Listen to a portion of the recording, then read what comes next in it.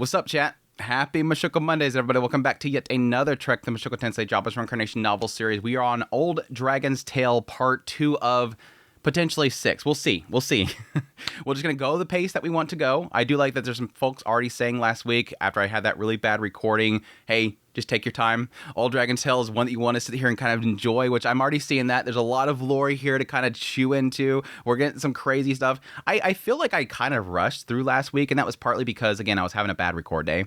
But it's also because I felt like it was piecemealing really well, like more lore that I'm like, I felt like if I jump to conclusions, I'm just going to say something that's going to get explained like 2 seconds later. There's always a balance when it comes to like really digging into things and theorizing, because I feel like I don't want to make the story repeat itself in a sense by talking about something, but it's still good stuff. It's good stuff. I think last week, the only thing that really kind of, that came to mind when I was editing that I didn't cover really was around the creator god, which before I get to that, hey chat, I'm getting ahead of myself here.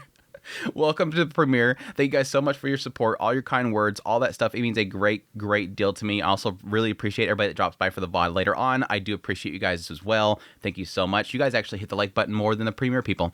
So I'm gonna put that challenge out there again. I appreciate you guys. You guys mean a lot to me. But yes, most importantly, I greatly appreciate everybody that supports channel monetarily through Patreon, tips, links, super thanks, memberships, all that stuff. Thank you. Last week, Nicholas came in, said, hey, there ain't enough members in here. And he started sprinkling 40 memberships out here. Thank you so much, Nicholas, for your ongoing support and giving everybody those memberships. I really do greatly appreciate it. We also had Sergio Donna with 33 months. Diego with a super, thank you so much. And Ruiz Moist with a super, thank you. It means a great deal to me that you guys part with your hard-earned money in order to support this content. Thank you so much. But with that said, going back to what I was saying earlier, going back to that, yeah, the creator god. The interesting thing that really kind of came to my mind when I was doing my editing was the fact that, yes, they point out that this creator god had created worlds before. And that for some reason now he's like tired and he's old and all this kind of stuff. Like apparently gods age. I don't know. They typically with god concepts, they create age, but this guy's old. This is an old fart. He created a lot of worlds before, and then he was old and, tired or whatever. And then he created some really funky worlds, and then he had to like patchwork it together to make it function and throw a bunch of like fragments of himself in it to like manage and keep it from blowing up, because he just kind of sucks now. But the thing that I wanted to go back to was like, okay, let's go backwards here. He created other worlds before that were fine. And it kind of makes me believe that there's a potential that he created other worlds, including our world. So I'm kind of wondering if what Refugian right there is sort of indicating is that this god, this creator god, was an individual that could have created, in the lore of Mushoku Tensei, the world that Rudius and Nanahoshi were originally from, where our Japan is at. I'm kind of thinking that's where he's sort of implying there. And that thus would also, of course, imply the idea that because he created all these worlds, they are technically within the same, creation. They're in the same realm to be able to have individuals transport between them. Or, super crazy idea here is that they're all, within this space. You have the six-space world right here, and then you have, Rudius, Nanahoshi, our world right here, that you could actually travel between. I think Nanahoshi at some point was theorizing a lot of that stuff. I forget exactly what all they kind of spoke about there, but it is sort of the same concept there. It's a very interesting sort of element. Well, it was portrayed in the idea that she would talk about like coordinates and crap that you're kind of having to do here. The world that you're going to and the coordinates and the X and Y axis and all that kind of stuff, longitude and latitude. It was getting in some funky stuff with like, basically putting in essentially coordinates in a sense, but anyways, that was some good stuff. I think that was pretty much all that really kind of jumped to my mind. Again, I just want to kind of eat up this stuff and get into it. So let's just jump into it now. Chapter 4, Training of the Dragon Folk. For the first year, Lady Dola focused solely on teaching me the language. Without mastering the language, other forms of learning would have been impossible. Lady Dola estimated it would take about 10 years for me to fully grasp the language. Okay, that's a lot of time. Again, it's going to be his first language, so that's even more difficult. When taming a wild red dragon, it generally took a long time for them to understand the language of the dragon folk. So that's interesting as well, that dragon folk themselves can speak the language too. Given that I, too, had lived in a world devoid of language, she likely assumed it would take me just as long. However, contrary to her expectations, my ability to learn was exceptional. More than my learning ability, it was my eagerness to learn that stood out. I think that's going to be a product of who Laplace ends up being, which again is this individual who's gathering abilities. But it's more interesting here, the idea that she expected that he wouldn't learn. I was actually thinking the opposite because of the fact that he is part dragon, that he's not going to be like some wild beast. But again, this is like her understanding of what this individual is. I memorized every word she spoke, practiced repetitively, and endeavored to understand their meaning. Like a sponge absorbing water, I soaked up knowledge and mastered the dragonfolk's language in less than a year. After that, things progressed swiftly. Lady Dola began teaching me about letters, history, the world, societal roles, hierarchies, etiquette, and industries. Everything considered common knowledge amongst the dragonfolk. And again, I would assume this is probably where he learned about the creation. I would assume that the creator god bestowed that information to the different gods. In the skies, there are mountains, and where the earth should be, there is the sky. Earth dragons live in the base of the mountains, while red dragons and blue dragons build their nests closer to the summits. Yes, the difference in habitat between the red and blue is whether they live above or below the clouds. Blue dragons fly lower. They descend the mountains only once every few hundred years during breeding season. Red dragons are more ferocious and have stronger territorial instincts. It was the red dragons that attacked and preyed upon our kind who lived in the middle of the mountains. Yes, but that's in the past. Indeed, the days of red dragons fighting the dragonfolk are long gone. Now, red dragons are merely prey. The domestication of these dragons has also advanced.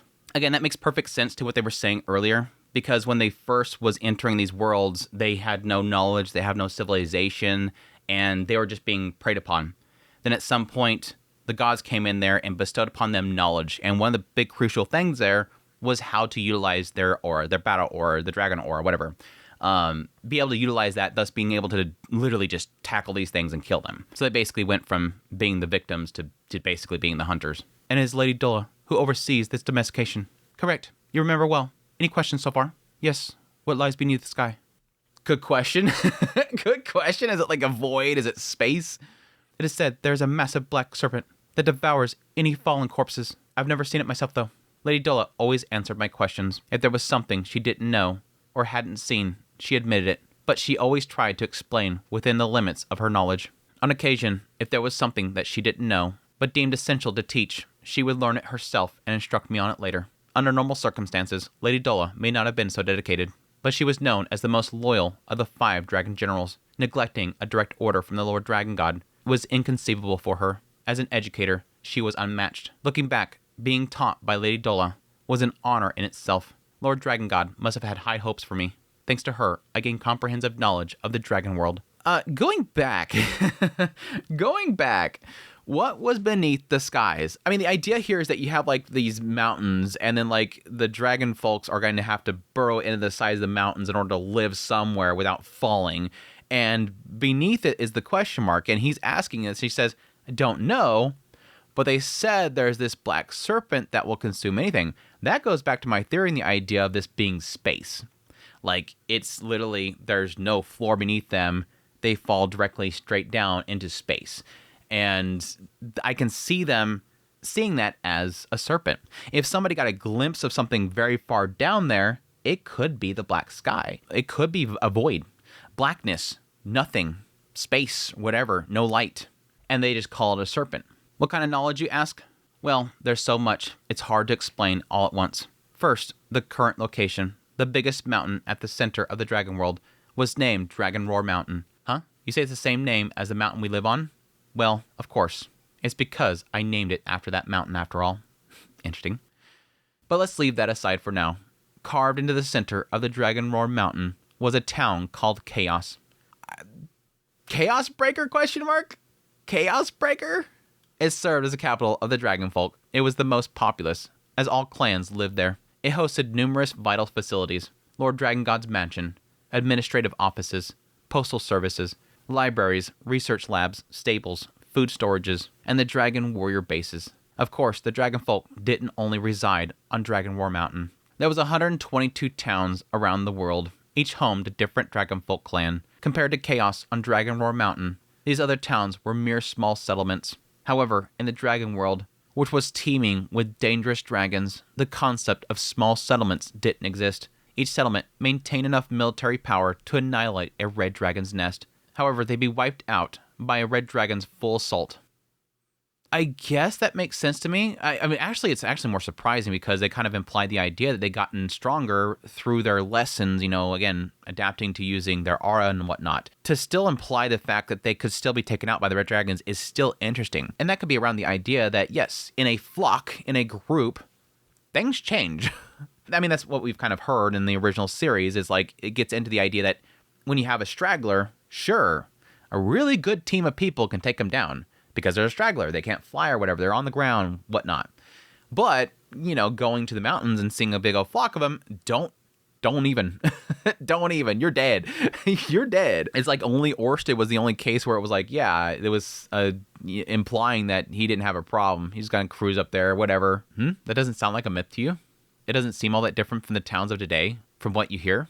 That being said, it was already like that when I arrived. After all, the methods of building these towns and layouts largely came from human influence. It might have been different before the gods convened, but by that time, every world was likely similar.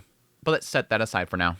Lord Dragon God poured his love upon all the dragon folk and tried to protect all the dragon clans. However, with 122 towns, it was impossible to protect every single one. Lord Dragon God, though incredible, was not omniscient or omnipotent. There were times when some of these areas fall out of his sight. Therefore, Lord Dragon God appointed 5 of the strongest amongst the dragon folk as dragon generals to guard the whole world.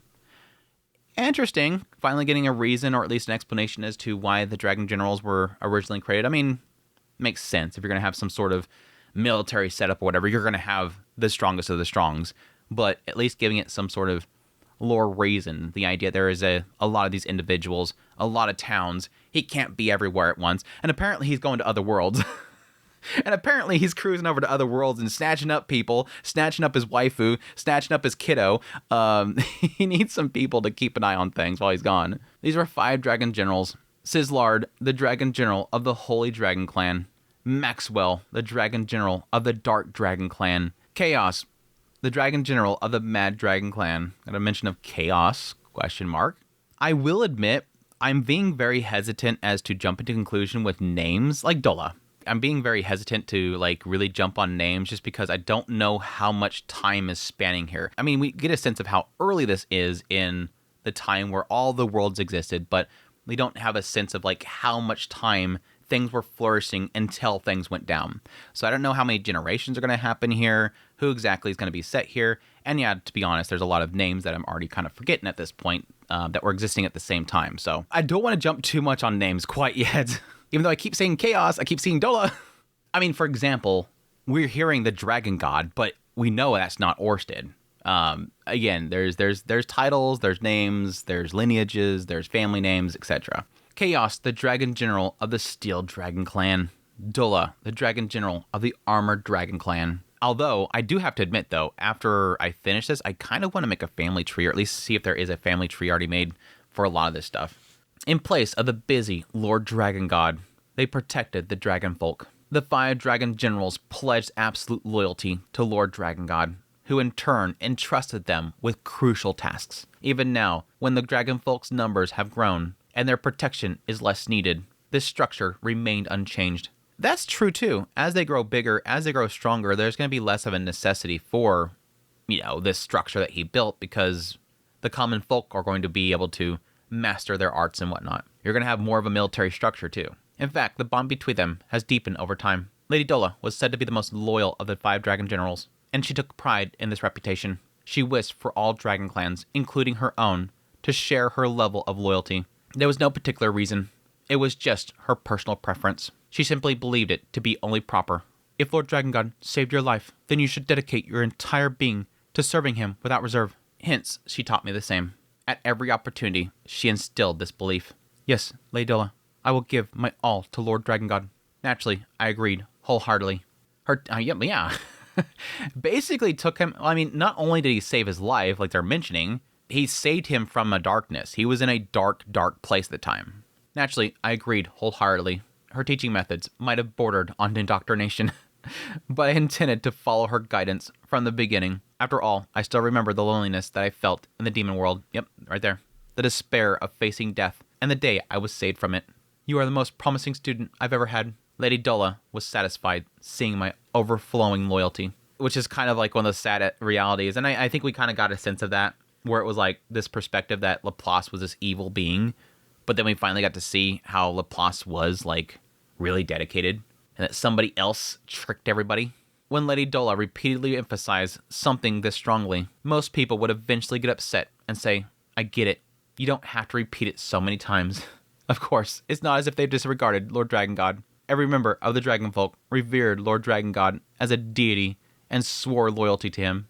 Yeah, it's just they're not wanting to sit there and constantly talk about it.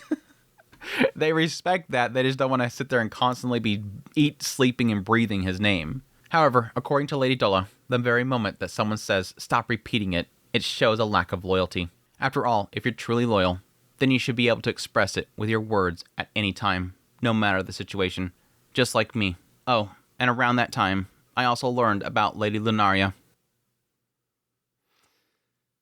Okay, here we go. Here we go.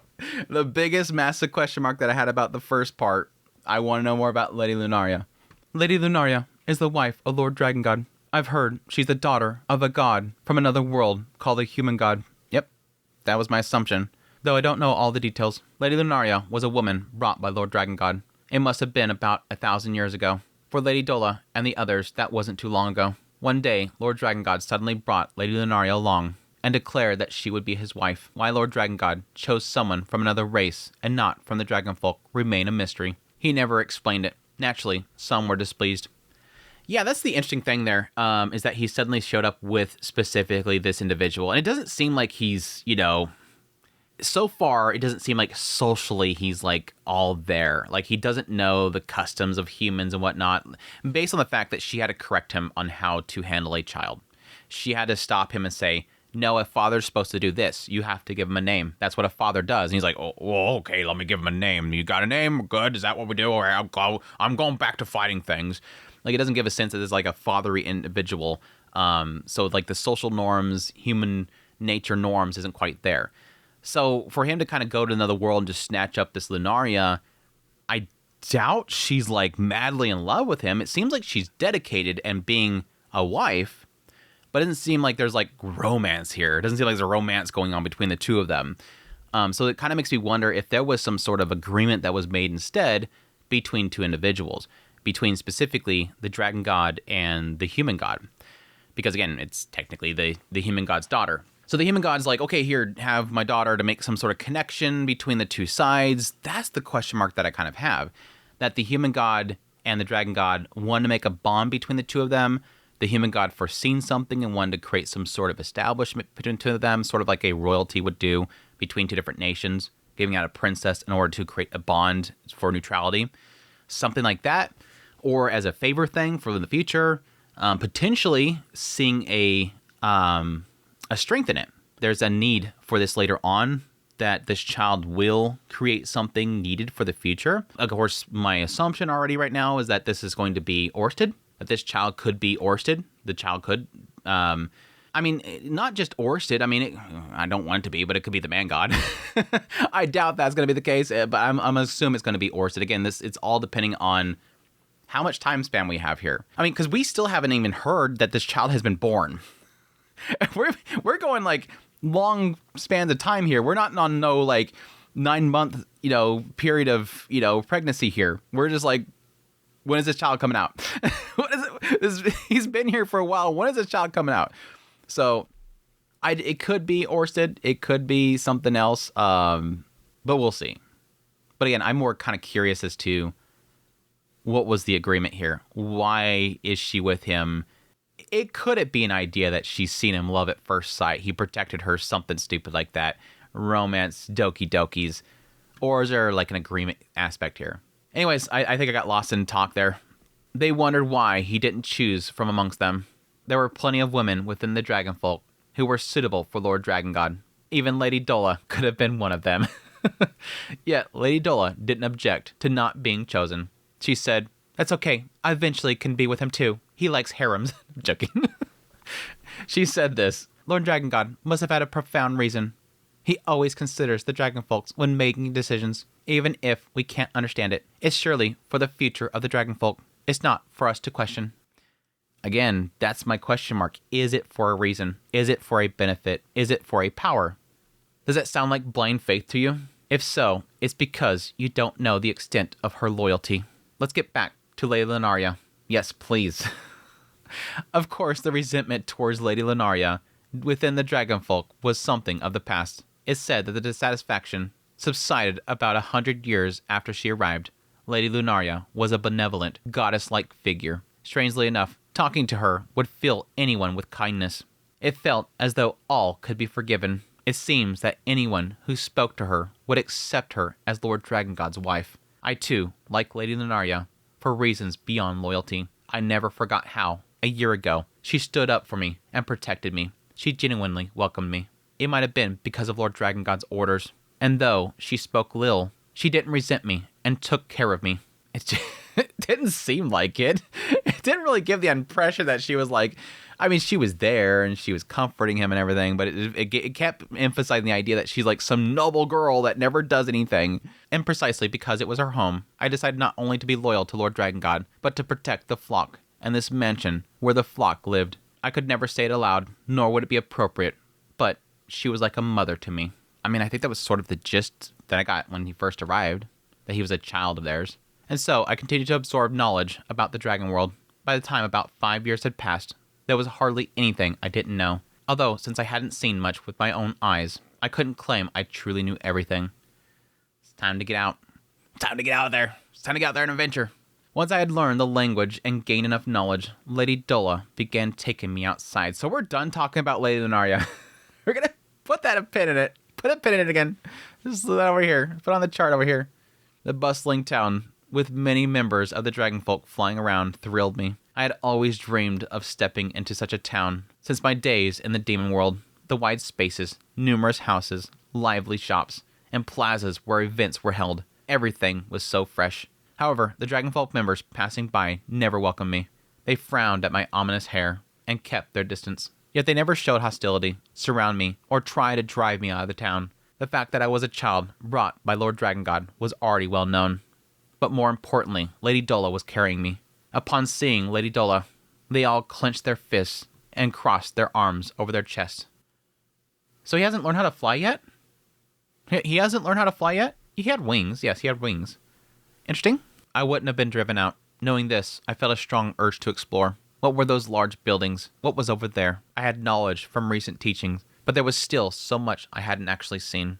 My curiosity was boundless. Driven by it, I glanced around and asked Lady Dola about many things. Lady Dola, what's that? A clothing shop. Lady Dola, what about that? That's the Eastern Plaza. It looks like they're performing a play today. Lady Dola, someone is flying with a weapon. A dragon warrior. The weapons are made by chaos. Lady Dola patiently answered all of my questions, even the most obvious ones. She responded to every single one. If it were me, I might have silenced them halfway through. Lady Dola, I want to see inside that building. Not now. We've arrived. Lady Dola stopped her wings and landed on the ground. We were in a massive plaza, more than 100 meters in diameter. In the plaza, big dragon folks were wrestling in pairs. Some of them noticed Lady Dola and gave her their deepest bows. Lady Dola acknowledged them gracefully and then turned to face me. Lady Dola, this is a training ground, isn't it? Indeed, a training ground. A place where dragonfolk warriors train their bodies. The dragonfolk must be strong, especially you, who was taken in by Lord Dragon God. Must be able to defeat any threat to him. Isn't that right?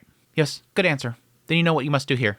Yes, after knowledge came combat training. For the dragonfolk who faced fierce dragons just beyond the town's border, fighting was as important as language. Thus, both male and female members of the dragonfolk learned how to fight at a certain age. Well, actually, between language and combat, there was something else essential that normal dragonfolk children learned first. But let's set that aside for now. Flight? Probably flight, because I was just asking about that. It was probably flight. All right, come at me. I'll teach you how the dragonfolk fight. Lady Dola took a stance in front of me. She lowered her waist, stood sideways, placing her piercing hands at the level of her waist and along the midline, and pulled her wings back, ready to fly at any moment. I mimicked her stance to the best of my ability. Fool! Suddenly, Lady Dola rebuked me, and I shuddered. Who told you to take that stance? I said to come at me. When I say to come at me, you should bear your killing intent and aim to kill me. Ah, even now, when I remember it, her words were harsh. She's not wrong. He's just mimicking her. I mean, he's learning from her. He's trying to learn from her right now. But that's not going to help you fighting, is mimicking her right now. You're supposed to come at me. Don't just mimic me, because you're going to be a step behind the entire time. Her words rebuke me. So cruel. She began by teaching me the will to fight, rather than any specific techniques. At first, she refused to teach detailed skills. The most crucial aspect of battle is the will to kill your opponent, the sheer intensity of that intent. Most of the dragonfolk would be taken aback when Lady Dola told them this. They couldn't imagine killing Lady Dola, thinking it was impossible. But luckily, I was different. Those words made me loosen my stance and drop on all fours. Go primal! It was the same stance I had used when I lived in the demon world. With my eyes fixed on Lady Dola, my instructor, I decided that my opponent before me was someone I needed to kill and devour. Did I have any doubts? None at all. I understood what battle meant. Moreover, Lady Dola commanded me to do so. Thus, I had no choice but to obey. That's it. Come at me. Lady Dola accepted my killing intent head on. I like this chick. I bent my limbs deeply and leaped towards Lady Dola. I aimed for her neck from the shortest distance. However, between her neck and me was her arm. If I charged straight ahead, she would undoubtedly thrust her hand forward, piercing me. My defeat would be inevitable. So I moved my wings. I turned sharply, as if defying the laws of inertia. It was a feint. The creatures I had fought in the demon continent were ferocious beasts. Charging straight in wouldn't work against them. Hence, such maneuvers came naturally for me. I turned sharply while keeping my body facing Lady Dola and kicked off the ground, launching another attack at her, a direct assault from the side. I could see her exposed throat, with no arm acting as a shield. My fangs would tear through her throat, ending her life. No joke, he going after it. But before I knew it, I let out a yelp like a dog and was blown away. I was shocked.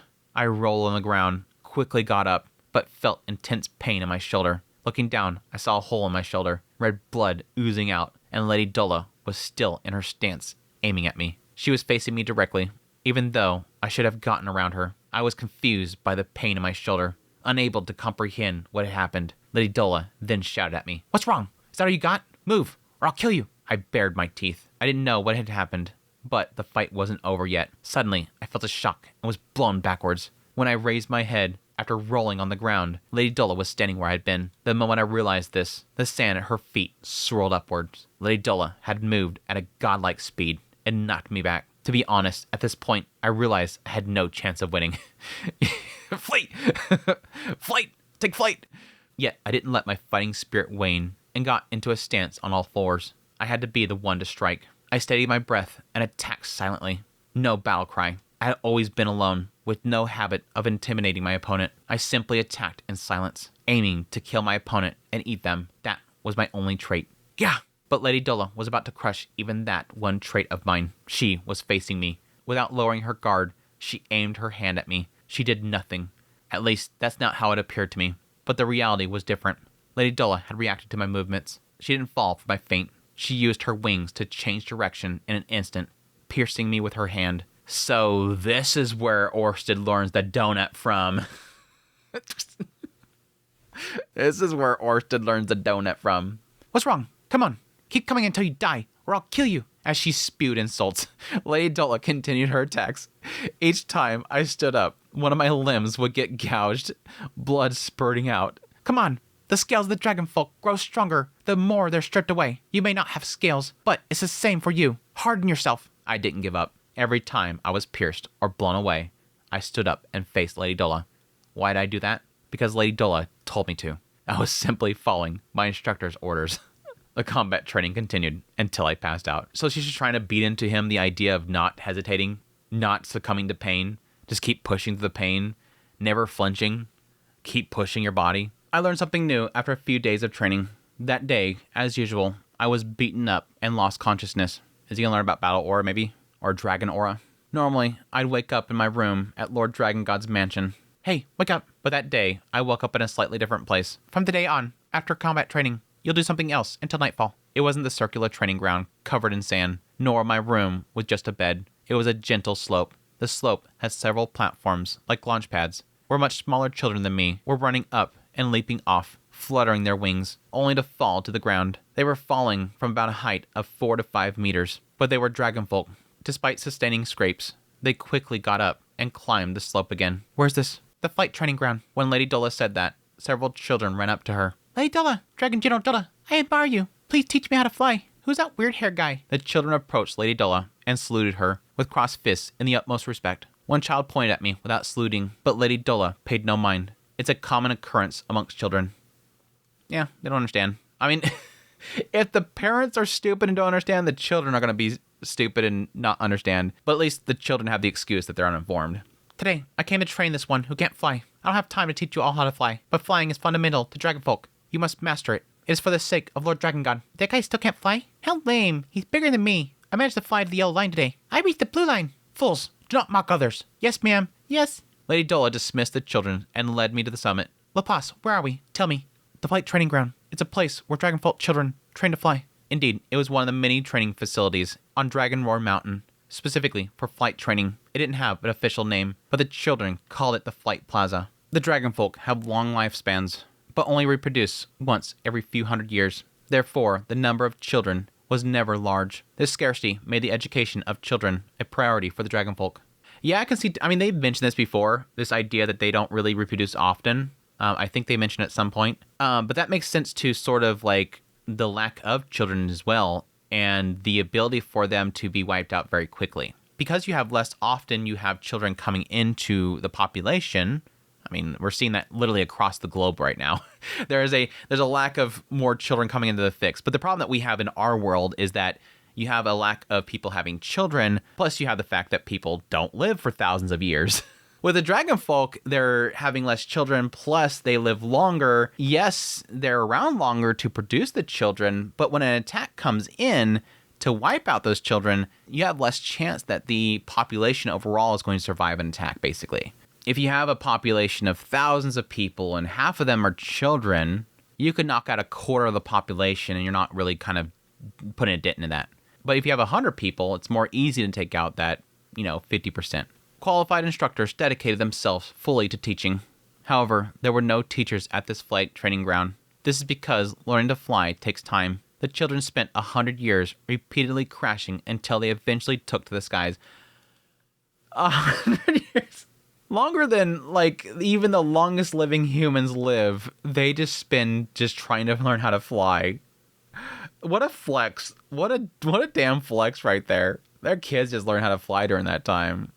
It also tells me that these kids are stupid. It also tells me that kids are stupid.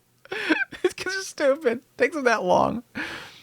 Anyways, what was needed here wasn't a teacher. It was sheer repetition of practice over and over again. Of course, in the initial stages, educators guided them. But after that, the children learned independently until they could fly. Even if it took tens or hundreds of years of crashing, they kept at it until they could fly. That's how most dragonfolks eventually learn to fly. Just as there's no birds that cannot fly, the dragonfolk would inevitably learn to fly. There's lots of birds that don't learn how to fly. What are you talking about? There's a lot of birds that don't learn how to fly. What are you talking about? At least that was the ideal. But there are always a few exceptions. A small number of dragonfolks never managed to fly. And what happened to them? Sadly, they were labeled as failures and end up doing jobs that nobody else wanted.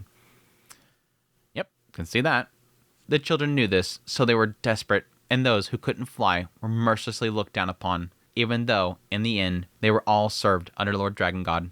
And that's the sad reality. I mean, that's not like the whole idea of certain societies seeing individuals that are crippled or whatever as less than. Is because they're a strain upon the society, so they just make them do something, get them out of the way of everybody else. It's a sad reality. What will you learn here? To fly. Good, then fly. Yes. Following Lady Dola's instruction, I stepped onto the launch platform.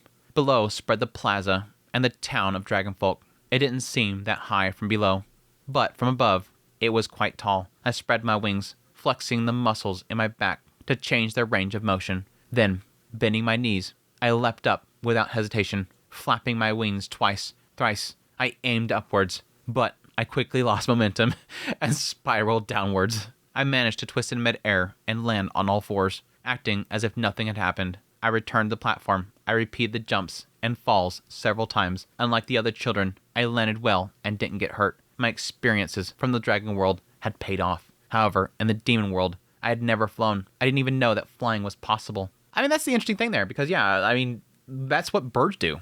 Birds, they force the children to have to fly. If there's nothing there to say, hey, fly, they would never fly. They'll never learn they can even fly. They don't even know what these things are for. They're just like decorations. I use them to kind of brush off the rain if droplets get on me. Like, what are these even for?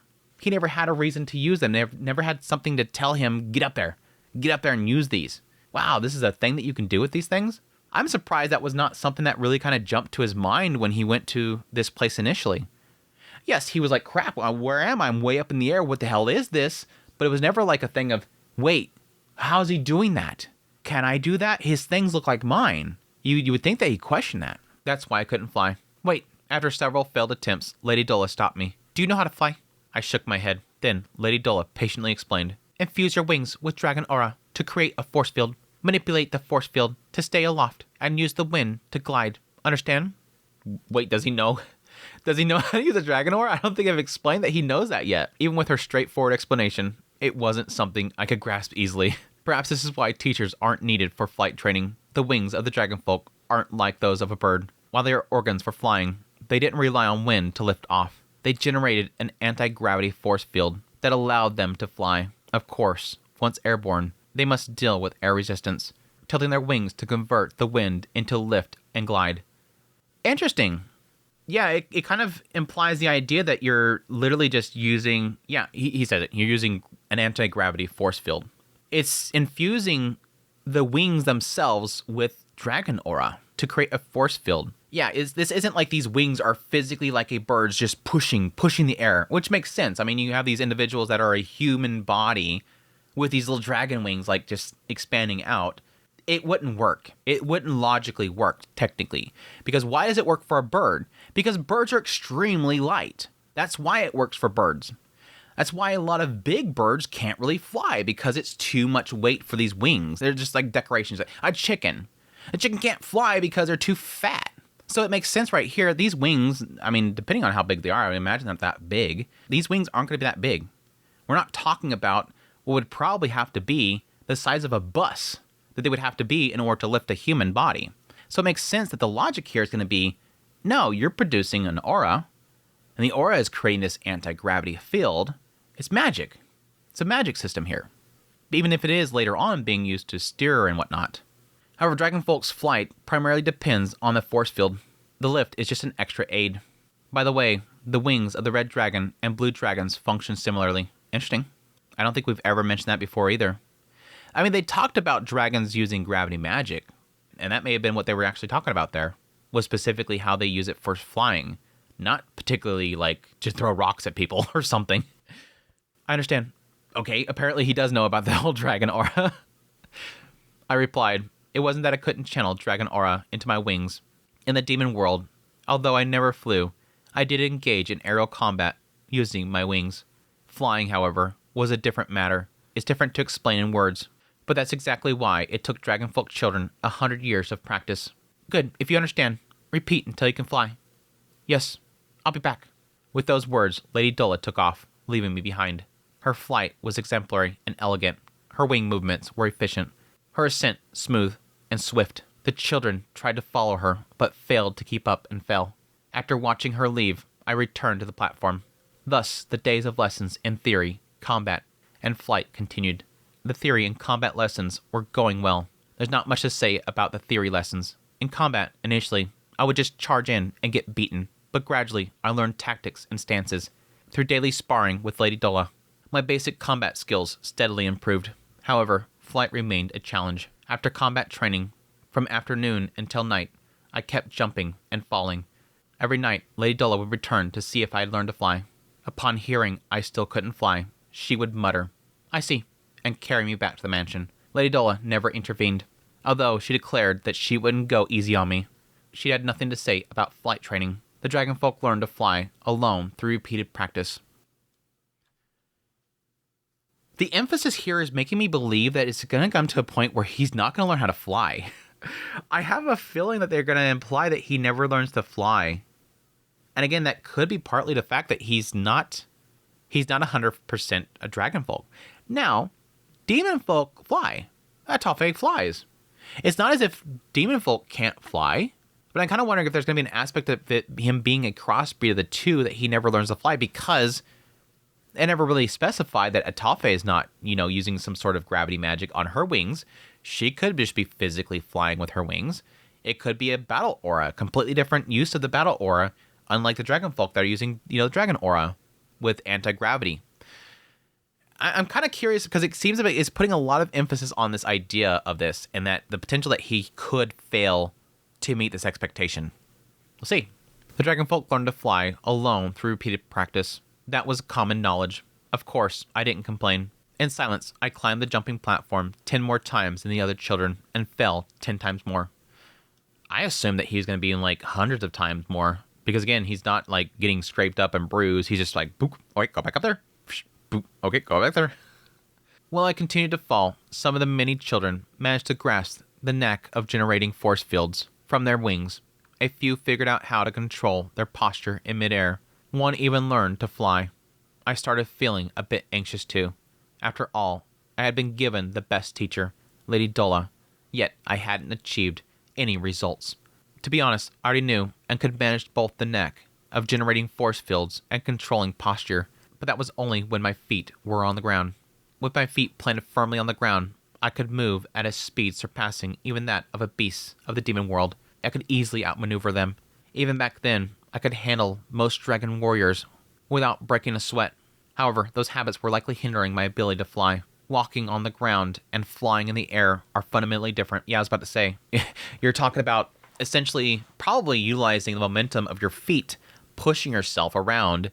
And yes, technically, you have a balancing force. You're focusing on a balancing force on the floor itself. Whereas in the air, you have more, I guess, axis to work with, is the best way to put it. The body needs to be aligned vertically against gravity. And the direction for generating the force field is different from what I was accustomed to. Yeah, he's kind of getting into it right there. Flying wasn't something one could master overnight. That's why my frustration grew. Yeah, he's having to break habits too, which is the interesting thing. I think a lot of these children were probably pushed to learn things in an order, whereas he had this time where he was away from society and he was creating bad habits for this whole process. I knew I could do it, yet I couldn't. Still, I didn't voice any complaints. Lady Dola had forbidden me from expressing any grievances or saying that I couldn't do it. And so, days passed with no results. Every day, Lady Dola would come to see if I had managed to fly. I would always answer, not yet, and she would simply nod and leave. After training, I would return home exhausted, greeted by Lady Lunaria. Even the servants began to recognize me as one of their own after I expressed my gratitude and loyalty to Lord Dragon God. Still, they didn't quite see me as one of Lord Dragon God's children, which was understandable. Even now, I had never thought of myself as anything more than a dog, not a foster child. That's not good. That's not a good way of seeing yourself. Maybe that's why. On the day when I came back, especially beaten up, they would secretly give me food. Though they would say, you're not supposed to eat outside the set time and all. Looking back now, it really was just like how you would treat a dog. I think it's kind of nice that they're actually doing that. It's nice that they're actually doing that. But yeah, I can see that as well. Gotta feed the mutt. Even though it's outside, I gotta feed the mutt. Haha, perhaps the feeling of the servants and mine were one and the same back then.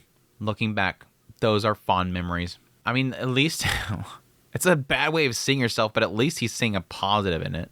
Lady Lunaria, while gently stroking her belly that grew a little larger with each passing year, this bun has been taking some time in the oven. Holy crap, a slow cooker or what? Treating me as a mother would.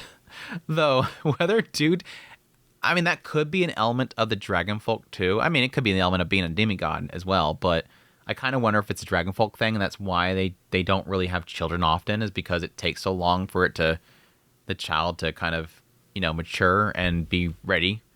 She treated me as a mother would. Though, whether due to her lack of maternal experience or my own ignorance of what a mother should be, she was nothing more than a goddess to me. She was, how should I put it, aloof. Still, just being her presence made me feel at ease. In hindsight, that sense of reassurance must have been proof of her being a demigod. It was the perfect environment, intense training paired with warm home. Wrapped in such surroundings, it took me decades to become a fully fledged dragonfolk. He makes it! At least there's a sign that he makes it. I would assume that means that he learns to fly. Well, after that, When Laplace glanced towards a chair, he saw the girl dozing off, swaying back and forth. I guess we're going back to the current time. Perhaps the story had been so dull that she fell asleep? No, it seemed that wasn't the case. It's already night. Looking out the window, Laplace saw a vast starry sky. Unlike the dragon world, the stars were directly overhead. To Laplace, it felt like only a few hours had passed, but for Rosalina, it must have been an entire day. I got so caught up in nostalgia that I ended up talking slowly. Now I've done it. I took all of her short day. As he gazed out the window, something massive obscured the view. A red dragon. The red dragon recognized Laplace and let out a low rumble, seemingly demanding something. Going back a little bit, they're confirming it right there. I mean, they implied at the very beginning that this is an inversed world, that everything is upside down. Again, the mountains are, peeking downwards, and there's seemingly just a fall to the sky below you. And that there's, the dragons that are up in the base of the actual mountain itself. But the question mark is that a sky down there? Again, there's space down there, is stars down there, is planets down there, all that kind of stuff below where it's actually at. And that seems to imply it there, that there is stars beyond there. So again, that does kind of go to my theory, the idea that if you fall down there, you just go off into space. And again, this idea there being this black serpent or whatever that consumes you could be the idea of, again, darkness, the void, the space. Oh, my apologies. It took longer than I expected. Still, being a dragon yourself, you could at least go hunting your own food. Brrr. Don't say that. I didn't expect time to pass so quickly either. They say time flies as you age, and it seems the same hold true for the half-blood like me. With that, Laplace gently picked up Rosalina. Walking quietly, he exited the room. Navigating the narrow hallway, he stepped in front of a door. Well, I had hoped to hear at least one of your thoughts. He softly opened the door. Inside, the room was remarkably tidy, especially compared to the rest of the house's clutter. Laplace gently placed Rosalina on the bed and covered her with a blanket. There was no need to turn off any lights. There had never been any to begin with. Laplace's eyes could see through the darkness effortlessly. Good night, Rosalina. Until tomorrow. With that, Laplace closed the door and returned to his room. Okay, I was like, it made me feel like we're going to get to like a goodbye, like, this is like the moment that he chose that he was going to leave her or something like that. That he was only just dropping by for a brief moment. And that was the reason why the dragon was there and everything. Like he's planning on just like dipping, leaving her up there and just dipping. But no, he just wanted some. It was because he said that he wanted to get her thoughts. So that was making me believe that. But yeah, he's just like, yeah, we're good. I'll talk to you tomorrow, whatever. Gonna put her to sleep while he goes out and hunts with the dragon. Chapter 5, the end of training. In the mountain range of the central continent, there was a place called the Dragon Roar Mountain. It's doing it. It's finally confirming it. Chat, we're finally confirming at this point? Because I was wondering about that before. I was wondering which Laplace this was. I was wondering how far back we were going with this storytelling. And I think with earlier, it didn't mention the central continent. It just said the Dragon Roar Mountains. Yeah. So now, Chapter 5, we're finally confirming it. This is the split continent. This is post-split Laplace. Interesting. I had a theory about that before because, again, Laplace was saying I could tell you all these different stories, and one of them sounded like it could potentially be Body Gotti's story. I think somebody mentioned it could be St. Millis too, but I thought the potential of it being Body Gotti's story, and that would be very interesting because, again, that would imply this is the technique god Laplace. Now this could be the demon god Laplace. I doubt it. I think this is going to probably be the technique god Laplace, which is crazy because we've never seen him. Like as much as like I wanted so badly to see this number one of the seven great powers. Who is this individual that's sitting there and potentially still gathering info, still gathering techniques, just absorbing information, all for this goal in the end? Could they still be out there? Where are they at? I was surprised that we never had Ruius meet this individual. That was a big shocker there. We're finally getting to meet them. Because again, right here it's saying in the mountain range of the central continent. The central continent can't exist pre the split. Because it was all one continent. You don't call this one single continent the central continent because it's just a continent. Here, by saying central continent, that's that place over the west. Now we're finally confirming it. This has to be, again, it could be the other, I doubt it. This has to be the technique god Laplace. I'm sorry, this is the craziest revelation in this entire thing, is the fact that we're literally looking at the technique god. That he's sitting here, potentially with this Rosalina, just chilling up in this Dragon Roar Mountain, just sitting there, potentially just gathering information, telling stories to Rosalina. Interesting. And interesting that he has so much of his memories, because didn't they mention the fact that the technique god lost a lot of his memories? I seem to remember that he lost quite a bit of himself because of that split. But presumably a lot of him was sort of cut off. But the fact that he has so much vivid memories of the past, that doesn't seem to be the case. Makes me wonder if it was presumed that he lost a lot of his memories, or at least he lost his goals. I don't know. I would assume that he lost a lot of his power for sure. Anyways, sorry, that was a long tangent. As usual, a lone girl was struggling to carry something there. It was Rosalina. In the large bucket that Rosalina was carrying was a mountain of meat. Not even the girl knew what kind of meat it was. Laplace had brought it back and told her to feed it to the dragon. Just mysterious meat in this thing. Behind the house, there was a cave. Inside, a massive dragon was sleeping, his eyes closed, letting out deep, rumbling breaths. "Mr. Dragon, it's time for breakfast."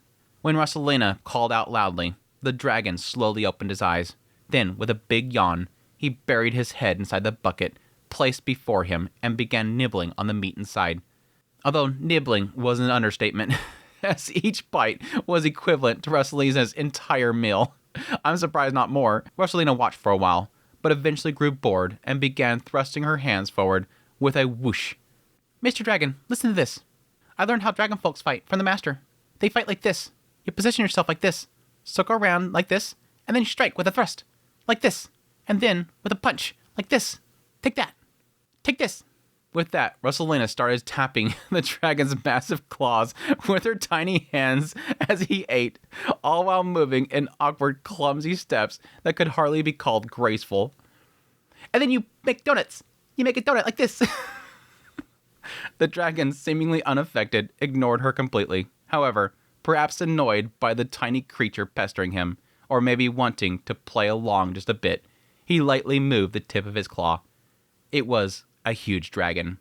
Even just the tip of his claw was as large as Rosalina's entire torso. "Ugh!" Rosalina was sent flying by the claw and rolled across the ground. Jeez. "Ouch, that was mean." Rosalina wasn't hurt. Rubbing the back of her head, she stood up, suddenly curious about something.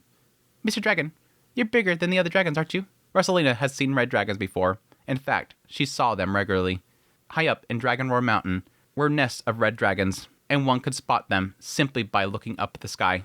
They would sometimes circle around the house, offering occasional close encounters, although any red dragon circling the house would soon be driven away by the dragon behind it. Compared to those red dragons, the dragon before her was much larger. In terms of body size alone, he was at least twice as large as any average red dragon, and when he spread his wings, he was probably 3 times the size. "Your scales are a beautiful red. Your fangs are long. Your tail is sleek. And your eyes are filled with intelligence." At her words, the dragon snorted, as if to say, "You understand, don't you?" "I wonder, are you a dragon from the dragon world? Just like Master?" she asked, but the dragon didn't respond. He just continued to eat his meat contently. Dragons couldn't speak after all, although he did seem to understand her words. Interesting. I thought they implied earlier that Dola taught them the language. Maybe they just understand them, but they can't actually speak it. They don't have the vocal cords to actually speak it, but they understand, sit, stand up, go over there, don't do this. They understand the language enough to be able to function around them. Oh, that's right. Rosalina suddenly remembered something. The other day, she had fallen asleep in the middle of a story. If she had heard the rest of the story, she might learn about the dragons. With that thought, Rosalina dashed back to the house. She entered the house and headed straight to the usual study. As expected, Laplace was at his desk, writing something intently. Master! Oh, Rosalina, what's the matter? You just went to sleep a little while ago. Did you have a nightmare? No, I had a dream where I was flying freely in the sky. But that's not important right now, Master. What is it? Laplace looked at her with a puzzled expression. Tell me the rest of the story from the other day. The story from the other day? The story how you came to the Dragon World, Master. Even though your life is so long. You haven't told me much yet. At her words, Laplace made a bitter face. Oh, that story. But it's not particularly interesting. After becoming a proper adult, I took on jobs, made a name for myself, became someone important, and lost everything. That's all. That doesn't explain anything That doesn't explain anything at all. Tell me about how you met Mr. Dragon. You know each other for a long time, right? Hearing that, Laplace clapped his hands as if he remembered something. Now that you mention it, I met, oh my god, with this name, I'm going to butcher it so bad. I met Salyact during my first assignment. That would be a continuation of the story from the other day. See? I knew it. Do you want to hear it? I do. At her enthusiastic plea, Laplace shook his head with a resigned smile. He sighed as if to say there was no helping it, then adjusted his posture in the chair. All right, sit down, Rosalina. I'll continue the story from the other day. Yes.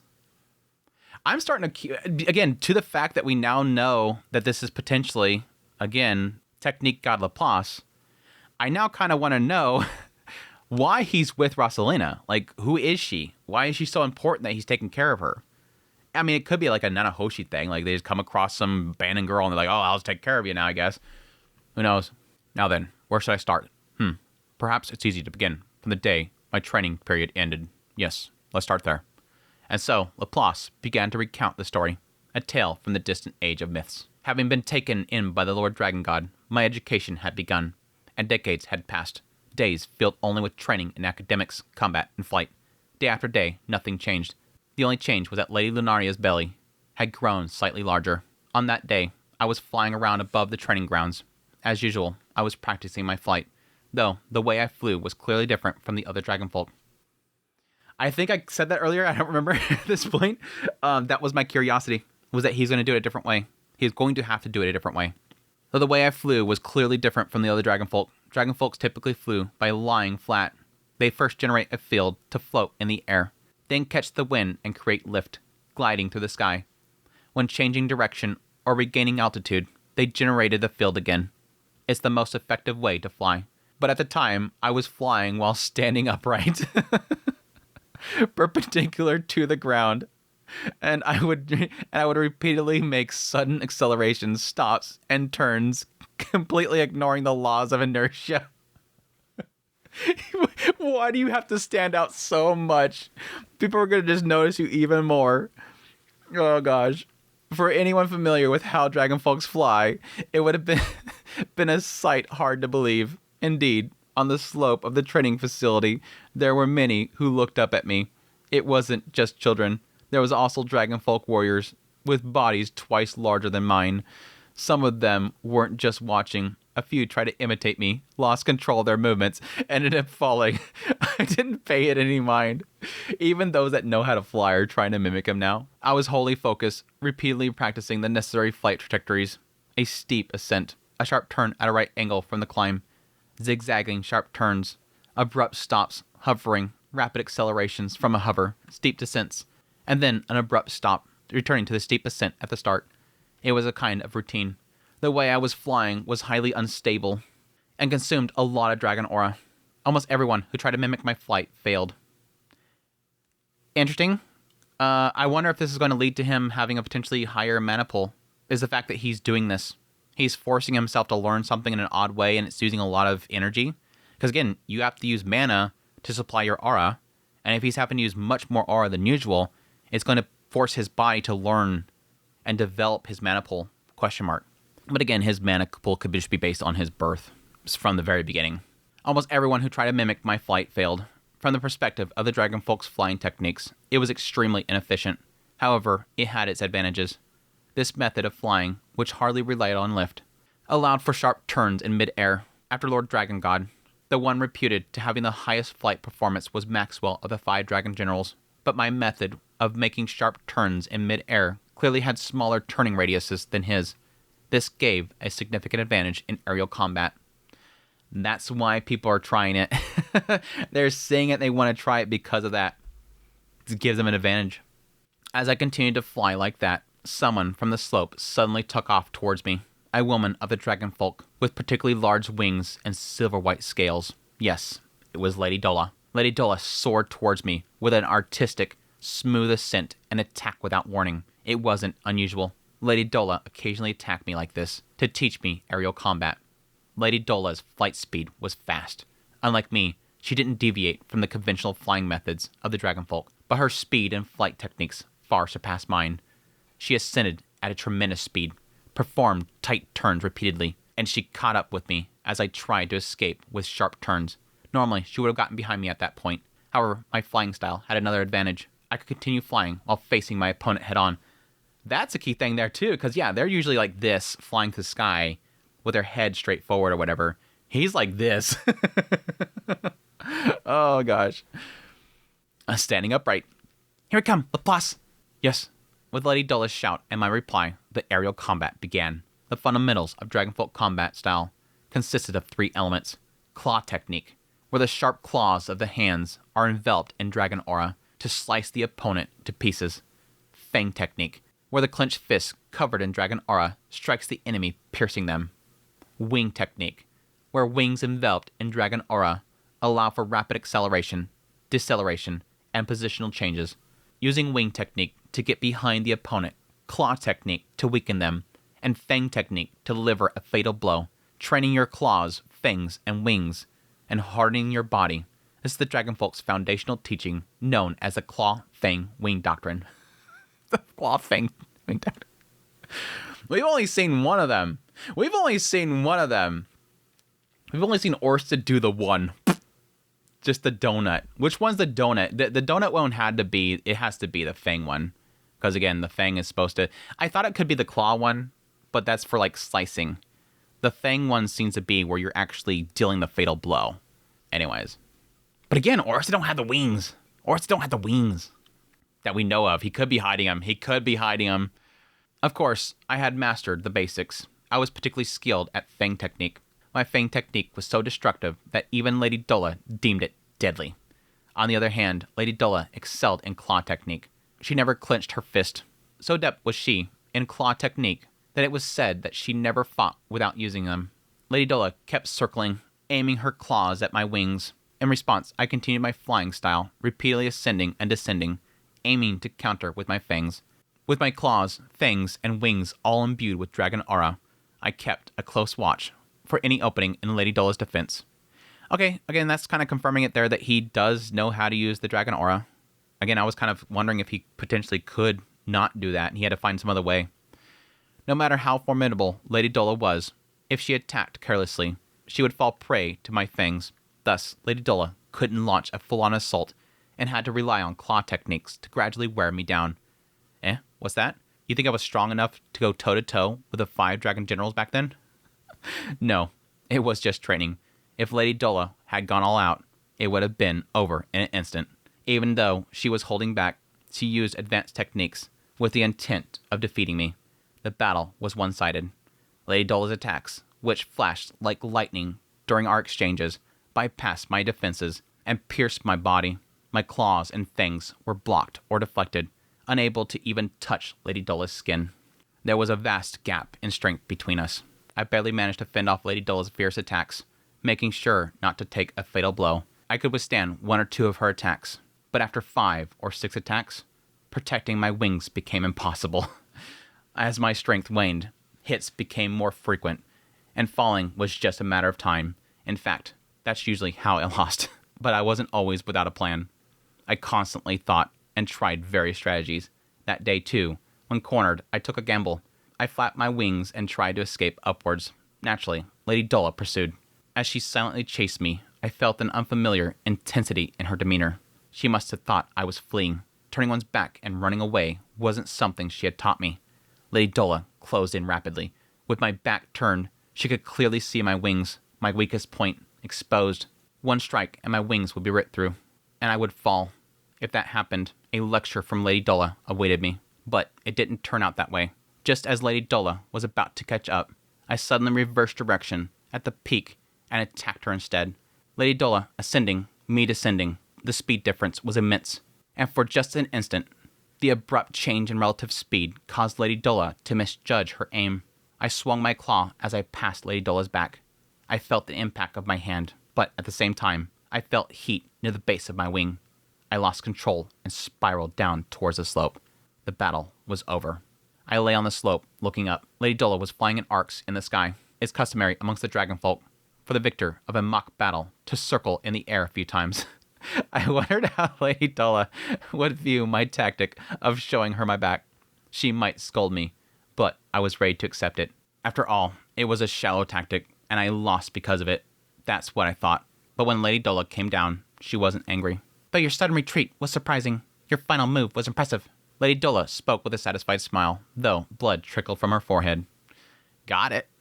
My strike has split Lady Dola's forehead. I was aiming for her wings, but she shifted her body at the last moment, and the blow landed on her head instead. While wings are a weak point for dragon folks who are also humanoid, the head is another critical weakness that must be protected, despite the element of chance. I had managed to strike Lady Dola's weak point. There's no one who can land a blow on me in aerial combat, except for Lord Dragon God and the other 5 dragon generals. In terms of flight technique and combat skill, I say you pass. Yay! I was thrilled. Lady Dola rarely gave praise. These words were the highest compliment I could hope for. As I basked in the modest joy, Lady Dola continued swiftly. Furthermore, there is nothing more I can teach you. In terms of knowledge, your understanding of the dragon world surpasses that of most dragonfolk. Lady Dola gazed down at me and relaxed her usual stern expression into a smile. You are now a full-fledged dragonfolk. This concludes your training. Yay, he's a dragonfolk now. It's cute for him. She muttered, well done, and extended her hand to me. I grasped her hand, stood up, crossed my fist before her, folding my wings. At that moment, I felt an indescribable sense of accomplishment, mixed with a hint of unease. Honestly, I thought the training would continue until the day I died. But I suppose where there is a beginning, there is also an end. Thank you for everything, Lady Dola. No need to thank me, but do not forget to express your gratitude to Lord Dragon God. Understood. Now, await orders at home. Your future is in the hand of Lord Dragon God. Thus, my training concluded. Oh, he got acceptance finally. That's sweet. That's sweet. And immediately go to wait your orders, because Lord Dragon God's going to tell you to do something. Again, he sees potential in him. He sees potential in Laplace, and he's like he said at the very beginning, if he's not going to use you, I'll use you. I returned home and reported the end of my training to Lady Lunaria. She greeted the news with a compassionate smile and shared in my joy. We must celebrate today. She said this and instructed the servant to prepare a feast. The primary food of dragon folks is dragon meat. I mean, I they kind of mentioned that idea of like the hunted becoming the hunters and that all that kind of stuff. I assume this is gonna be the case, but there is like an element of like, isn't that kind of like cannibalism in a sense? It's like humans eating goblins or something like that. It's a little like, ugh. Can you do that? In the past, they subsisted in small lizards clinging to rock surfaces and nuts, but their diet changed after gaining power. They commonly eat red dragons, blue dragons, and earth dragons. But for a celebration amongst dragonfolk, meat is essential. Special dragon meat, such as the king dragons, black dragons, and white dragons, is served. That day, the table was laden with a feast of rare delicacies. I'll never forget the taste of that day. However, more unforgettable than the flavor was the change in how the servants looked at me from that day forward. To put it simply, I went from being seen as a dog to being seen as a person. Having completed Lady Dola's training, I had become a full-fledged dragonfolk in their eyes. I'm surprised. I mean, again, technically the dragon god himself said, bring this person in, they're part of my family. And that wasn't enough, but Dola acknowledged them as a dragonfolk? That's... what? If that wasn't enough earlier, I don't know that this would be enough either, but okay. I remember sensing a shift within myself as well. The sense of being a mere pet was gone, though I was still Lord Dragon God's loyal servant, which isn't to say I'd changed much. In any case, I began to develop a greater sense of self-awareness and identity. After that, I sensed Lord Dragon God's return. Lord Dragon God would return to the mansion only once every few months. God, he's like Rudius. Lord Dragon God's like Rudius. It's just the same data aura right here between the two of them. But no, that's interesting. I can see that as well. Not just the idea that, again, it doesn't make any sense that if the Lord Dragon God says he's a part of us, that isn't enough to make people not see him as some like wild beast. But yet, Lady Dola acknowledging him suddenly makes them acknowledge him. It's probably more of a fact of how he sees himself and presents himself. He's no longer this dog in the corner growling and waiting for somebody to come pet him on all fours or whatever like a beast. He's now standing tall, walking in like a dragonfolk. He flew in like a dragonfolk. He presents himself. He speaks like a dragonfolk. He sits at the table like a dragonfolk. He eats like they do. He's now acting like a proper person rather than just a wild beast that's being pet by Lady Lunaria. So, when he did, he always checked on Lady Lunaria ensured her well-being with a few words. As for me, well, he didn't ignore me. Lord Dragon God always inquired with Lady Dola about my progress. Lady Dola would report what she had taught me and how well I had grasped it. Even when no progress was evident, Lady Dola never lied. Lord Dragon God would merely nod and command the training to continue. Once I was able to speak, Lord Dragon God began asking me questions. The questions were quite ordinary.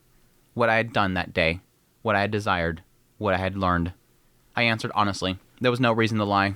Even on days when I had no tangible achievements to report and had learned nothing, I didn't lie. I had learned from Lady Dola's teaching that lying would be disrespectful. However, there were things that even I couldn't answer. Where I was born, who were my parents, why had I been at the corner of the demon world? I couldn't answer these questions because I didn't know. That's what I was kind of wondering there, if he was like, now that he can now speak, he can now ask him all these important questions about what his identity is. Why were you there? Why was nobody paying attention to you? Again, the fact that he has so much potential, why would he just be discarded over there? When I looked down and said I didn't know, Lord Dragon God would merely acknowledge it with a simple, I see. I felt small. I understood that I was special in some way, that my uniqueness was tied to what Lord Dragon God sought. Huh? But not knowing myself, I felt inadequate. I understood that I was special in some way, that my uniqueness was tied to what Lord Dragon God sought. Is that implying that he gets a hint from Lord Dragon God that he's something that is needed for something special? Again, because Lord Dragon God himself, again, before he could understand his words, said something effective, I'll use you. That there's something special about him, that he sees that probably because he is a cross between two different kinds, that he's special in some way. There could be a potential that he is a child of the demon god. But yeah, he sees something special and he acknowledges that he knows that he's something special for a purpose that Lord Dragon God wants. That's the interesting part. Occasionally, Lord Dragon God would examine my body. He would inspect my skin, wings, fangs, claws, and hair. Lord Dragon God never explained the purpose of these examinations, and I never resisted. I owed my life to him and the sanctuary of the Dragon World. Even if he intended harm, I was prepared to accept it. Of course, Lord Dragon God never harmed me. He's so dedicated to the point where he would allow him to just basically abuse him. That's sad. Those sessions of reporting and examinations came to an end that day. The examinations as well? Even if his training is done, his examinations are done? I would think he wouldn't keep examining him for whatever purpose he needs to examine him for, which I would guess is some sort of abnormality. Like seeing if he maybe grows scales or something like that, I guess. Dola, how is Laplace? Lord Dragon God asked. The training is complete. Laplace is now a dragon warrior you can be proud of, and who can hold his own anywhere. Lady Dola reported. I was elated when Lady Dola said that to Lord Dragon God. Unconsciously, I clenched my fist and straightened my posture. I wanted to present myself without shame before Lord Dragon God. Good, you've done well. What's your assessment of Laplace? Yes, he's extremely exceptional. I recommend assigning him a job. Lady Dola responded energetically. A job, huh? Lord Dragon God murmured, turning to look out the window. Despite his wisdom, it seemed assigning me a job was not something he had considered. Naturally, I hadn't considered it either. Of course not. Who would give a trained dog a person's job? I certainly wouldn't. No matter how much training a dog receives, it remains a dog. However, I had begun to rethink my stance. I thought that if I was offered a job, I intended to accept it with humility. Well then. Lord Dragon God pondered aloud. I wondered what kind of job it would be. With bated breath, I waited for the next words. But Lord Dragon God seemed deep in thought. A short while passed. He's going to send him to the demon world. I wonder if he'll send him to the demon world. Just to kind of see, that place again. And now that he's changed and he's stronger. Probably for the sake of, a purpose. Checking out, again, the increased amount of monsters and whatnot. A short while passed. 2-3 minutes at most. To me, it felt more like 2 or 3 hours. Lord Dragon God, seemingly unable to organize his thoughts, turned his gaze from the window and looked at me. Laplace, how do you find the Dragon World? He's gonna send him. He's probably checking with him first to make sure, do you want to stay here or do you want to go back? I wonder. Though unrelated to the task at hand, I answered confidently. It's a paradise. There's no place better than this. Hearing my words, Lord Dragon God smiled gently. He chuckled. I see. There was no flattery in my response. For me, This truly was paradise. Meals were provided without a word, and I was taught many things. Lady Dola was strict, but knowing it all contributed to my future. I felt nothing but happiness. Seeing Lord Dragon God smile, I relaxed a bit too. Before I knew it, I spoke. Why did you save me? He's finally asking that. That's actually kind of actually a shock that this is finally being asked. Asking Lord Dragon God a question was considered rude. Lady Dola had taught me as much, but my curiosity got the better of me. Perhaps I needed a concrete answer whether I would work here or not. What was I going to work for? It was for Lord Dragon God, of course, but I wanted to know the finer details. I guess so. I think I get sort of what it's saying here. He's essentially trying to find out for what reason he was brought here. Like, what do you see in me? What kind of value do you see in me, I guess? When Lord Dragon God looked at me, his face was unreadably expressionless. Lady Dola tensed, her wings slowly spreading. Realizing my rudeness, I quickly folded my wings and crossed my fists. I was about to apologize, hoping he'd forget my question. But before I could, Lord Dragon God spoke. Look. His gaze turned again to the window. Outside, the town of chaos spread out, despite being within a cave. It was bright, spacious, and bustling with dragonfolk flying around. Long ago, this was a nest of the red dragons. Is that so? Yes, red dragons were creatures that lived on the mountainside, much like the dragonfolk. The dragonfolk were weak, and were merely prey for the red dragons. Lord Dragon God recounted a history of the dragon world unknown to me. He descended before the dragonfolk, who hadn't even developed language. He revealed his power to those living in fear of the red dragons, and as their leader, he trained them. He discovered the 5 dragon generals, united the clans, and molded them into an unbeatable force. This was achieved over an unfathomable amount of time. Amid countless corpses, they steadily progressed, making the dragonfolk rulers of the world. Therefore, the dragonfolk are like my own children. With that, Lord Dragon God narrowed his eyes at me. I saved you because you're a hybrid of dragonfolk and demon. Even though you only have half of dragonfolk blood in your veins, you are kin to my child. Again, it doesn't quite, go with how he said things earlier, but that makes sense to me. Like, again, over here, it's like, oh, is he not going to use you? I'll use you. Now it's like, you're my child. Of course I'm going to bring you in. You're one of my children. Never had I felt so proud of my mixed heritage. Yet, it wasn't the answer I sought. I wanted to know my usefulness. What purpose did a half-blood like me serve? What had I contributed? I held my tongue, sensing it would be rude to ask further. But then again, Lord Dragon God, as dignified as he was, likely saw through my inner turmoil. Well, if that were the only reason, it might have been sufficient. But recently, there had been disappearances across all the worlds, including the dragon world. No one knows why or where they went. If someone among the missing had been transferred to the demon world and somehow led to your birth, it might provide clues. Huh. Recently, there have been disappearances across all the worlds, including this one. No one knows why or where they went. If someone among the missing had been transferred to the demon world and somehow led to your birth, it might provide clues. People are just disappearing? Like, I don't know, like displacement incident kind of stuff here? Are we talking about like there's triggering of teleportations that are happening? I wonder, because again, like even going back to like the original, timeline of Mushoku Tensei from the original series, when they was looking into the displacement incident, he mentioned the idea that there was cases in the past of displacement incidents where people would just suddenly disappear and appear somewhere else. So it goes to check that this is a common occurrence that just, I don't know, like mana builds up somewhere and then it has to release and then poof, something gets moved. Or somebody's doing something over here and it causes that reaction to happen. This release of mana, whatever. I wouldn't doubt that way back here with, again, this emphasis that these worlds are unstable and they're kind of botched in how they're created, that there's these effects that are happening where people are being displaced and pushed elsewhere. They're being moved to other worlds. And this could be one of two things here as well. One, this could be sort of what eventually leads people into figuring out how to transport to other worlds, unlike just the gods, if they're the only ones that are able to do this. I assume they're able to all transport in some way. But if only the gods are able to transport, this will eventually lead to people figuring out how to transport to other worlds, or somebody's experimenting to figure out how to go to the other worlds right now, and it's leading to people being displaced. And he's looking into that. He's found there's been displacing happening, and okay, you're obviously displaced because you're a child of these two individuals, of these two sides. You might have an answer to that. Interesting. A little bit more interesting little tidbits being thrown in here. Has my existence yielded any clues? No, there's still a lot we don't know at the moment. I see. It's fine.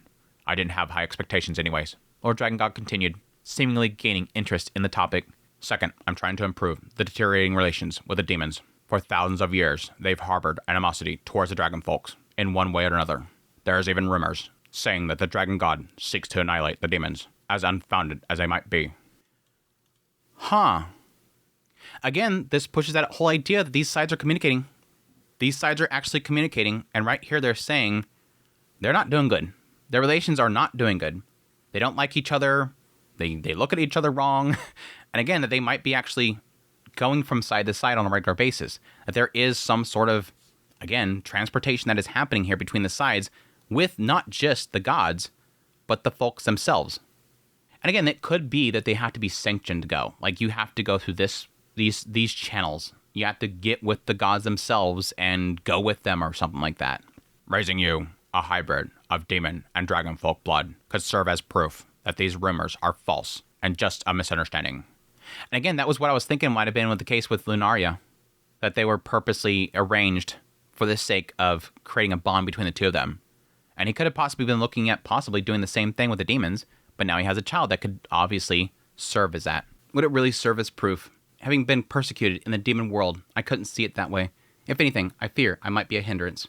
I mean, he's got a good point here.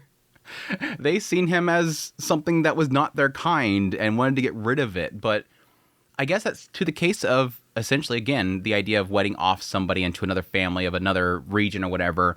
They're going to be potentially different races or whatever. I mean, Pax is a good example of that. Pax Jr. The fact that he was wedding off into these tribes and whatnot that were obviously a different race or whatever, so it fits there as well. Yet I lack the courage to voice such thoughts. Yeah, because Lord Dragon God, why would I question his knowledge? He knows what he's doing. Being cast out would leave me nowhere to go. Lord Dragon God, Lady Lunaria, the servants, Lady Dola. Now that I had grown close to many people, I couldn't bear the thought of being alone once more. Yeah. The third reason is for my child, who is soon to be born. Again, if his child is a different race, he might be wanting essentially all these boundaries to be broken by having him present to break those boundaries.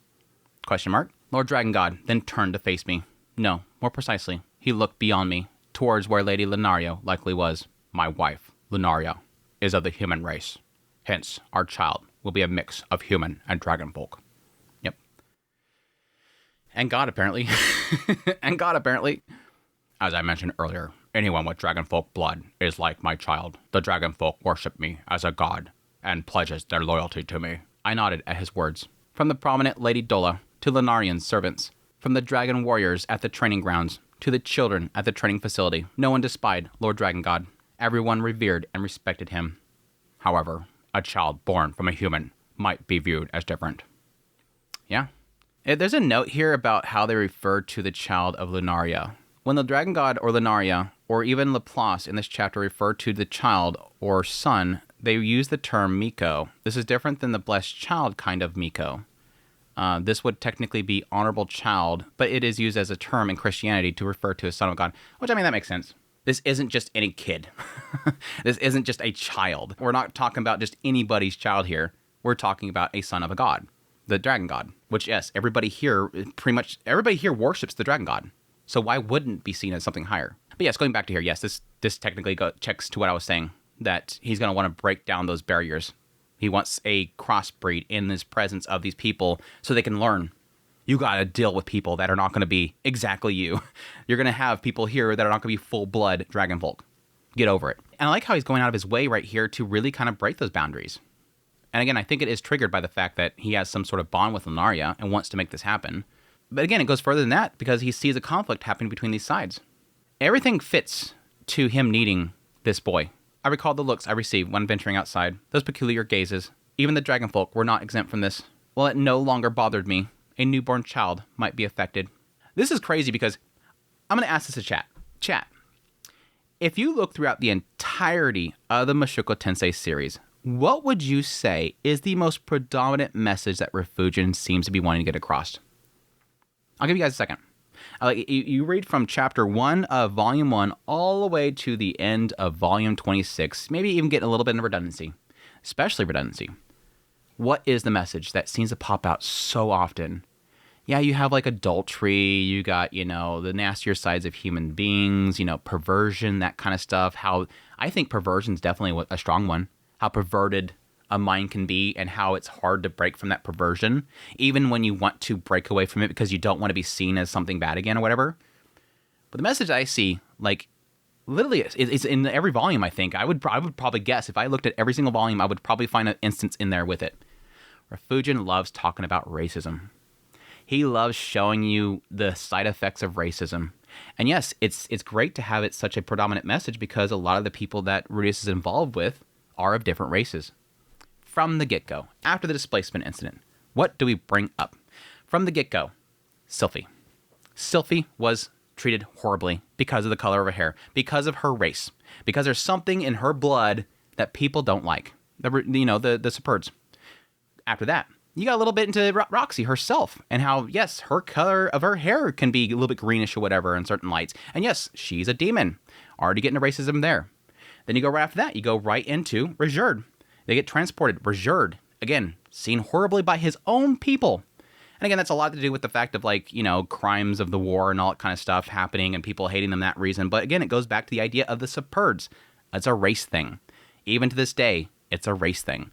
Every single volume, racism. Even in this story, even in ODT, is talking about the demon folk and is talking about the dragon folk. And there's this crossbreed, and you have over here a human as well, and the dragon folk, a crossbreed, and how people see that differently, and they're causing problems. He's trying to mend this relationship between the demons and the dragons. And in the middle of it all is this child that could possibly break that. I'm trying to set things up for my child. I need to be sort of a unfortunate punching bag so we can kind of get past this. Again, he loves talking about race.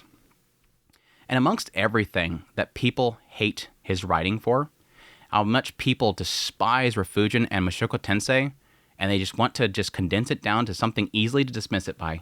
If you like this, PDF file.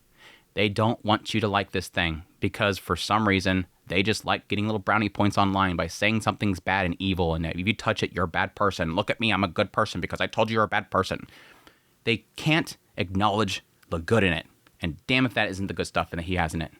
He loves showing the nasty and toxicity of racism, the damages of it, the scars of it, the trauma of it, outing people, exiling people, othering people, basically othering people. Anyway, sorry, side tangent. We're not going to get through many chapters this time, are we?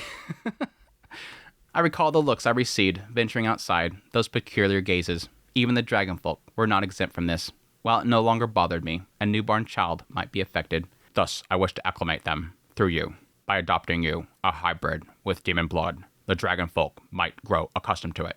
By having me walk openly amongst them, the sight of a hybrid would become less unusual, less feared, less shunned. I also hope that you two, as fellow half-bloods, will understand each other better. I'm looking forward to that. This third intention, and the final words, were exactly the answer I had yearned for. Purpose. He's got purpose. It sucks because, again, it's using him, but he still has purpose. And again, for somebody who was saved, brought out of darkness, sir, yes, of course, let me do this for you. The third intention and final words were exactly the answer I had yearned for. I was deeply moved to think that the one who had taken in someone like me, who was lonely and was needed by no one, did so not out of mere pity. There was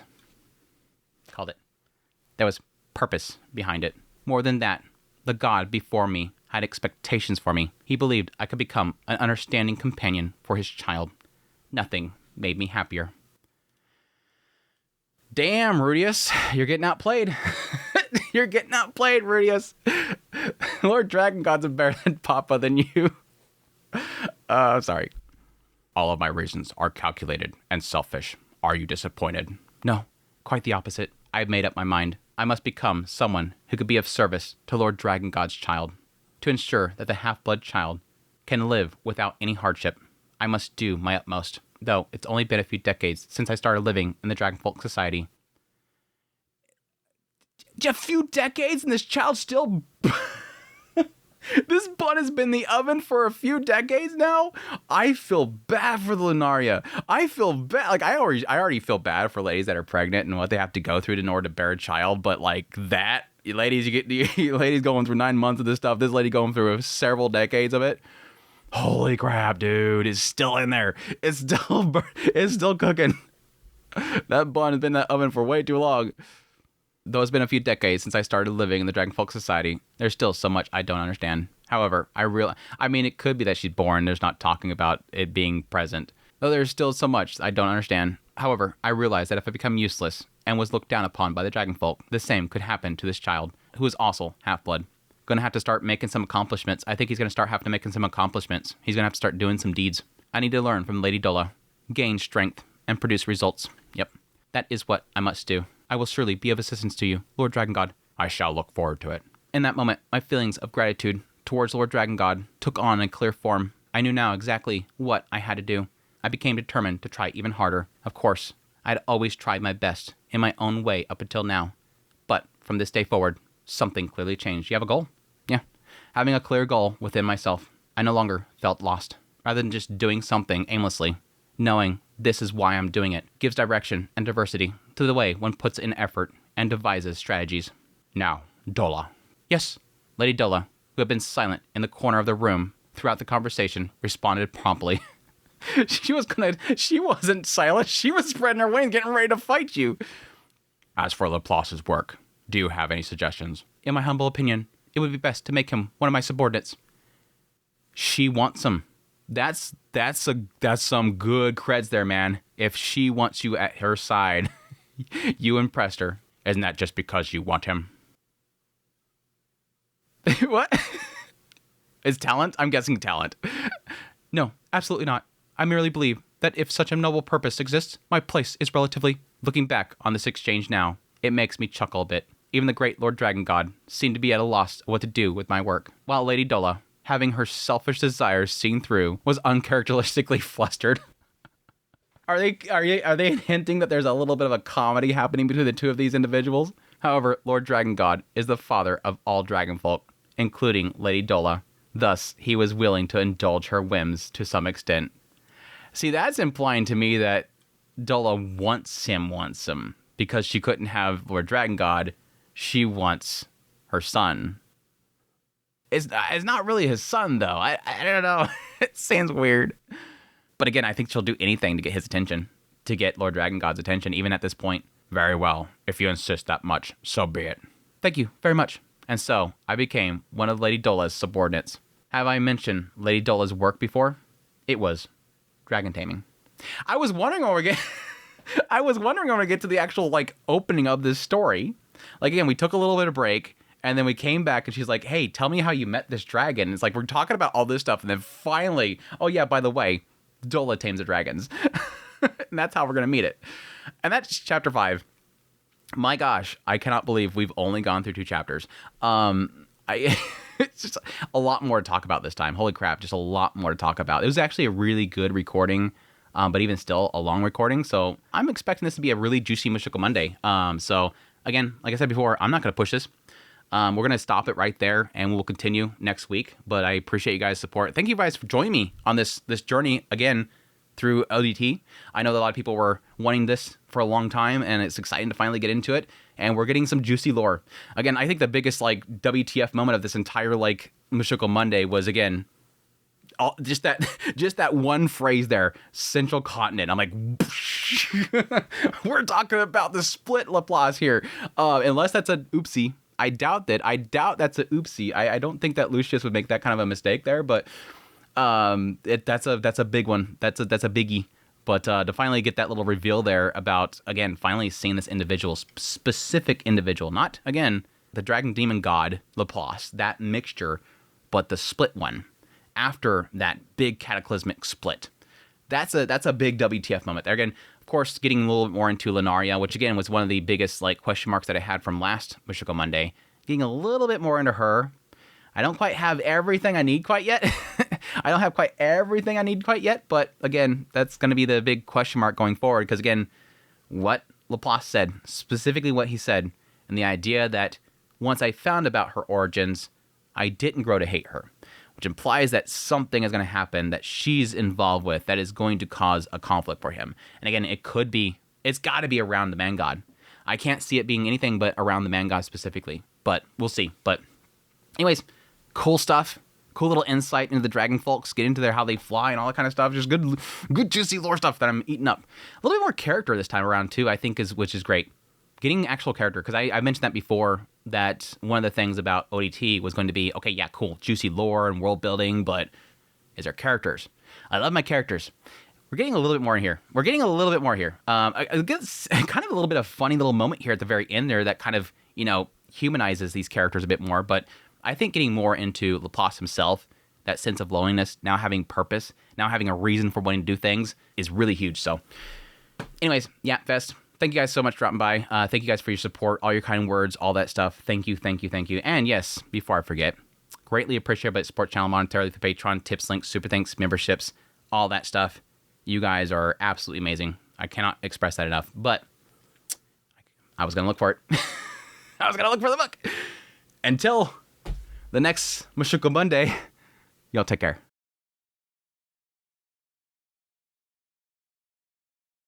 Second, I'm trying to improve deterioration relations. Second, I'm trying to improve the deteriorating rate. Second, I'm trying to improve the deteriorating rate. Second, I'm trying to improve the deteriorating. Second, I'm trying to improve the deteriorating relations within